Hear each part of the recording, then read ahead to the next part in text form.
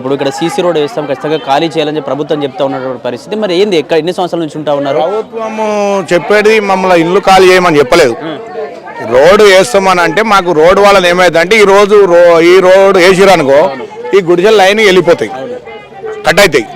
ఇప్పుడు ఇళ్ళకి జాగా చేయాలంటే ఇంకో దగ్గర లేదు కాబట్టి మాకు రోడ్డు వేయద్దు అని ఆపినాం. రోడ్డు వద్దంటే కార్పొరేటర్ కూడా అన్న ఆ రోడ్ వేయద్దు, ఎందుకంటే వాళ్ళకి డబుల్ బెడ్రూమ్ కట్టించినాక రోడ్ వేసినాక వాళ్ళు సాఫ్ట్వేర్ అయిపోయినాక మళ్ళీ వీళ్ళందరికీ పట్టించుకోరు. ఆ రోడ్ అనేది ఆపాలని చెప్పి మేము మన రవిచారి దగ్గరికి పోయినాం. రవిచారి ఏమనంటే అన్న ఇమ్మీడియట్లీ అది ఆపేద్దాం, అది అవసరం లేదని రవిచారి కూడా స్పందించిండు.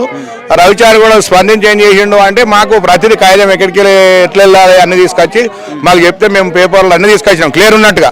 ఇది కోర్టుల కేసు ఉన్నది అది ఉన్నది అని చెప్పి కానీ కోర్టు కేసు లేదు ఏది లేదు.